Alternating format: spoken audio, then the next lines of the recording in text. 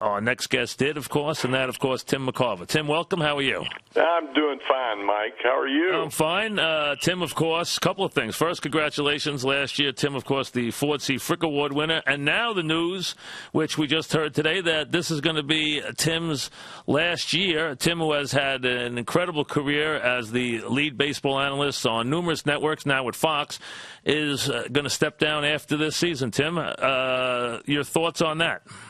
Well, we had a conference call a couple of hours ago, and the word, I've read a couple of the internet articles, and the word retirement came out. I didn't announce my retirement. I just said I was stepping away from doing the job that I've done since 1996, and that's the game of the week, the All-Star game, and postseason baseball, the playoffs, and the World Series. So you might still do some baseball. I'm by no means retiring next year. I've got to do something, and I know there'll be plenty of things out there to do. Okay, good. So you're not stepping away from doing games. You're just not going to do the national game anymore. That's exactly right. All right. That's exactly right, and that's been a big bite. I still have my television show, yep. And I don't know where that's going to go, but there are plenty of things with which to stay busy, but I am by no means retiring. All right, no. Very good. So Tim's not going anywhere. He'll still be around the game as he has been forever. As you get ready for another baseball season, what grabs you this year, Tim? What grabs your fancy? Well, how good the Detroit Tigers are, and how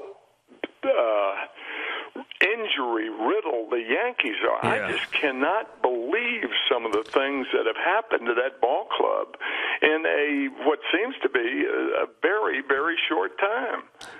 I mean, you got Nick Swisher going to Cleveland as a free agent. That's fine. Those things are expected. But certainly unexpected was Curtis Granderson and now Mark Teixeira with the wrist problem. And you've got CC Sabathia coming back off an injury-riddled season, the whole bit. And Derek Jeter comes off the disabled list or is scheduled to do that on April 6th. That's the game that Joe and I have in Detroit, and that's why I mentioned those two teams. But Alex Rodriguez is not there. I mean, my gosh. What more can go wrong with it? It is amazing, and so is the number of injuries. I mean, I don't know. Now, listen, strange. I watched Mickey Mantle as a little kid, and he got hurt a lot and was hurt a lot, and I only saw him after 61, so he was hurt a lot. But I don't remember the normal day-to-day players, especially the pitchers, getting hurt as much as they do now. I mean, listen, you played the game for a long time. You played in 4 decades. I mean, so you know this. I mean, do you think the players are doing something wrong? Is it weight training? Is it maybe stuff they're putting in their body? I mean, do you think there's a reason why there are so many baseball injuries? Well, weight training is one of the popular theories that has been blamed, I guess, for some of the injuries of the players that have resulted from taut muscles, from tight muscles and things like that. I don't know, and others point to a 1-year contract. I think for me, Mike, that the 1-year contract that is no longer in effect unless you're 43 years old, and you forget it. It's all long-term deal, and just from a common sense standpoint, the long-term deals allows guys to, if they're injured, it allows teams, not only the players yep. or the trainers or the doctors, but teams who take that extra precaution that somebody would cause someone to miss 2 months of the season, whereas and I'm not saying that players 40 years ago were tougher. They're not tougher. They're as tough today as they were then.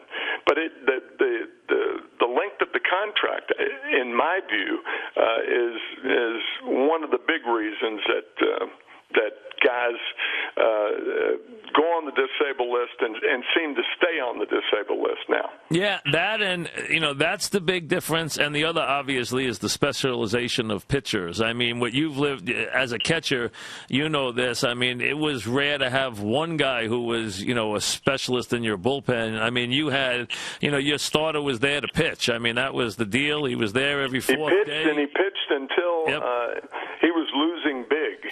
and unless he was losing big, he still pitched. He still pitched. That's it. And he was going to pitch, and that's it until you had a specialist. You had Barney Schultz in the bullpen that year, so you had a guy who would finish the game. But the idea was your starter was supposed to go out there and finish the darn game. I mean, and that's what Bob Gibson did. I mean, Bob Gibson had Bob's told me some stories about pitch counts since we retired that I had no idea about his pitch count. What do you think he ever threw 200 pitches? He had one 9-inning game where he threw 196. Can you imagine such a thing? But he had a lot of them like that. Can you imagine? He threw a lot of pitches because he struck out a lot of guys. And foul balls and 3-2 counts. Can you imagine 190 pitch? My God, could you imagine going out in a 2-1 game and getting Gibson in the top of the 6th inning? My God, he would have chased you off the mound. And in fact, now that you're talking about Gibson, as an aside, they are erecting a statue of Bob that'll be dedicated on April the 11th in Omaha. That's great. It's really great.